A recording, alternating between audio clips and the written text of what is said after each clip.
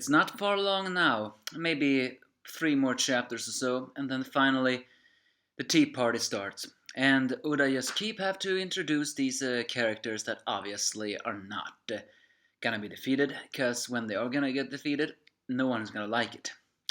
We are finally introduced to the final, at least for what we know, Sweet Commander Katakuri, although another translation called him Dogtooth. But given the fact that Katakuri is some kind of potato starch, I think I'll go with Katakuri. The thing is, though, we still haven't seen Snack, but they said former Sweet Commander, and I have a very big feeling that the Big Mom killed him after his failure. Either way, yes, this is One Piece, chapter 860. Oh, and by the way, we have a cover picture of Crocodile holding an umbrella for a crying dog. That is almost heartwarming as it is funny. Either way, the chapter starts with the fisherman pirates that is actually called the Sun Pirate goes after they have left Peckham's bound to a rock together with food, saying they're doing mutiny. Turns out that Jinbei is another reason why he did all this. Jinbei, I gotta say, my respect for Jinbei keeps on growing. If it weren't for the fact that I have one still question about him, I would say in my favorite list, he is among the tops. So I just have one question about him left, and if that's gonna be answered one day, then maybe who knows? Maybe he will go up in the ranking after all. I gotta say, what I like about Jinbei is his extreme selflessness. Unlike so many characters, he has done so many things other than for others, not for himself, and that is so admirable. Everybody, we are selfish by nature, and I include myself in that too. And the thing is, he didn't believe that the assassination will go on. Well, duh, this is a Jonko, so no one believes that. Although I do not believe that because it's too soon. Either way, so he's gonna lend them a hand in allowing the Stride Pirates to escape. And apparently, there was another thing on the wheel that he did not tell everybody. You all know Jinbei is a guy who always have a streak of duty. If anything else, he wanted to leave this formally and leave the crew without any incidents. However, apparently, although technically this does not make sense, it seems that the numbers on the roulette is more than just lifespan, it's the crews that will follow him. Do not exactly understand that, but if I had to guess, in the flashback, Seppo rolled and landed on, what was it, the 100? Therefore, Big Mom took his lifespan, and since he did not have enough lifespan for 100, only 20, then she had to take the rest from Pedro. Is that how it goes? The higher the number, the more the other crew members have to pay it off. Is that how Jinbei meant? Because otherwise I cannot exactly see it. And Jinbei, being a selfless character as he is, said he did not want that to happen. So, if it was his life alone, he may have dealt with it, but he's gonna escape. Of course, Aladdin's saying that even though they agree with his freedom, Aladdin is saying that he does not want Jinbei to sacrifice his life. Why am I getting a death flag moment? Please do not kill off Jinbei. We need someone strong like him. But as I said before, he is selfless because he is perfectly willing to sacrifice his life. He doesn't value his own life, he values everyone else's that he cares for, including the Fishman Island arc, which Aladdin is very making sure that they will go to that and protect it. So who knows? And Praline, yes, she's going with them. So I guess in the end, she is a kind one. Finally, the wedding ceremony begins, and the final guests have arrived. Everyone, apparently emperors of the underworld, but they are not the only one. A loan shark king called the God of Fortune Defeld, a guy with a cigar in his hand, a guy, a strange talking bird that is actually the World Economics Newspaper Company president, big news more ones. Okay, okay, okay, Uda. Can you stop introducing these species without giving us an explanation what they are first? It's wrecking my brain just thinking about it. Either this big news is, well, there's only three, or was it two, explanations of what this big news one is. First, a completely new species. I mean, we met the mink tribe, so of course there could be anthropomorphic birds. Or two, this could also be a homie. But then again, that wouldn't make sense because I thought all homies are supposed to be near Totland. So, or it could be number three, a devil fruit user, so on. But no, it doesn't seem to be that way. So I'm going with either a new species or just a homie. The other one is a seemingly beautiful looking lady, Stussy, who's a red light district queen. The one, the great undertaker, drug pecklo, who looks like a shimmerigami.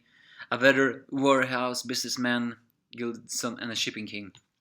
As Pero escorts them to the place, and other guests who is complaining at Beige for not having his body checked, revealing that apparently he refused an invitation because his mother died, and so his father's head was sent to him as punishment. I gotta say, I really dislike Big Mom more and more and more.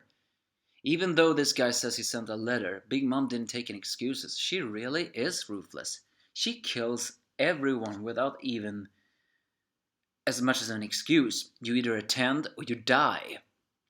And so someone suddenly just kills Jigra, that organ trader. And who is the one who kills him? Well, none other than, or at least I presume he kills him.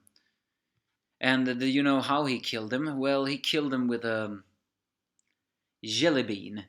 He either coated that in extremely strong busuo haki and then fired off with his strength, or that has something to do with devil fruit. I'm going with haki and extreme strength because we're introduced to, as I said, the final, what we know of Sweet Commander.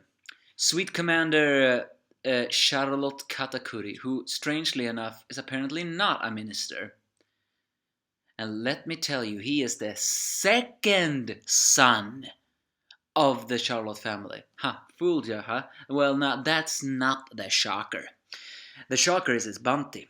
It is 1,057,000. I mean, I know I said that wrong. Please don't correct me. Math was never my strong suit. But let me put it this way. It's higher than Jack's. And if it's higher than Jack's, then we better sweat. Because I thought for sure that Jack and the Kaido pirates would have the higher bounties. But no. Turns out that it's Katakuri of the Sweet Commanders that has the one powerful enough. And how is he even more dangerous than his just introduction? Well, apparently he has also an extremely strong case of Kembosho no Haki that even allows him to see into the future. Oda has done it again. He has created a villain that once that villain probably one day will be defeated, no one is gonna like it. Because how do you defeat a guy that can partially see into the future? I mean, don't get me wrong, I'm glad we're getting a little bit more on Kembosho no Haki, because unlike Busou, Kembosho no Haki is never really that developed. All it seems to be foreshadowing of coming attacks. But if you can see into the future, then we really have something to do. The strange thing is, though, if Katakuri can see in the future, he must have surely seen through this. Just another reason why this assassination is not going to work out. It's also worth noting that, as I said before, he is the second son, and yet, from his face alone, I mean, he looks old, but the fifth son, Opera, and Monteor looks older than him. At least I think so. He has a really cool biker clothes, though. He's just screaming badass, I gotta say. Although his mouth seems covered with a furry. So either this guy also has a devil fruit, but I cannot help but get the feeling that could Katakuri be half fishman or half mink? I mean, why do I get that feeling? Well, I don't know. It just got that feeling, mostly because he covered his jaw similar to a Jack did. Either way, the guests get into the party. Smoothie is giving out drinks by giving them out from what she calls is a volcano lava stone. A beautiful woman who stared 100 men and a giraffe with a strange cry. Quite sadistic. And so, at long last, Big Mom appears, welcomes everybody, and saying that have fun to your heart's content with everything that is gonna happen today. And then we get it. Apparently, we're not gonna have a break next week. At least we do not get a note to that. Okay. Not a break? Huh. What is going on here? That is not a good sign. And why am I saying that? It's not a good sign. Well, normally he only releases 3 chapters, then he goes on a break. If he's pushing it forward, then that means something. Then is it final, or maybe he's just waiting to create that cliffhanger, because I doubt he is actually pushing his limits. No, I sincerely believe he's waiting for a chapter, for a cliffhanger. Probably next week will be a cliffhanger. As we also see the last pictures of Sanji. Who scenario will win indeed? We see the many different guests. Homie, a guy who looks like a pig. I guess that must be a mink. And the Vinsmokes are also there. And, well, many other unknown guys. The tea party certainly looks jolly. But given the fact how the guests are, I'm very presumed that they all anticipate an assassination. Or maybe Big Mom intends to assassinate all of these people. Who knows? Either way, the plan has just got even more complicated. How do you defeat a guy that can see into the future? Then again, Enel could, too, with his advanced mantra, do it even also partially.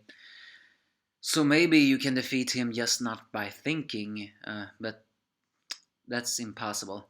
And also giving his bounty, that's also the more reason why people are not gonna accept if Katakuri just happens to be defeated. Especially if Luffy struggled with the Cracker, who has had the lowest bounty of them all. I really do not like how he introduces so many strong opponents. It's just making their defeats for them more unacceptable. I don't care. But yeah, the tea party soon starts. At least it has started now. But we still haven't gotten a little answer on who is who. But yeah, the new guests are all new guests. Things whose scenario will indeed win. But Katakuri, yeah, that was a memorable scene.